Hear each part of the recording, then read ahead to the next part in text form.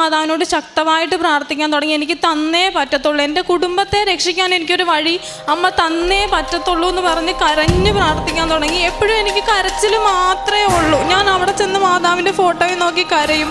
എനിക്കൊന്നും പ്രാർത്ഥിക്കാനുമില്ല. കാരണം എല്ലാവരും, ആർക്കും എന്നെ വേണ്ട, എല്ലാവരും എന്നെ ഇട്ട് തട്ടുക, എവിടെ ചെന്നാലും കളിയാക്കൽ മാത്രമേ ഉള്ളൂ. നാട്ടിൽ പള്ളിയിൽ പോകാൻ പോലും എനിക്ക് പേടിയാണ്. ഞാൻ ഹോസ്റ്റലിൽ നിൽക്കുകയുള്ളൂ, ഇങ്ങോട്ട് നാട്ടിലേക്ക് വരില്ല. കാരണം എനിക്ക് ഞാൻ മൂത്ത ആളാണ്, താഴെ 3 പേരാ. അവൾ പിള്ളേരെ വളർത്തി അതുവഴി നടക്കുക എന്നൊക്കെ പറഞ്ഞ് ഒരുപാട് പേരെന്നെ കളിയാക്കുമായിരുന്നു. അതിനുശേഷം ഓഗസ്റ്റ് 13 ആയപ്പോഴത്തേക്ക് മാതാവ് എനിക്ക് കോൺട്രാക്റ്റ് തന്നു. 15-ാം തീയതി ഇന്ന് ഞാനിവിടെ സാക്ഷ്യം പറയാൻ വന്നിരിക്കുകയാണ്. എന്നെ കളിയാക്കിയവരുടെ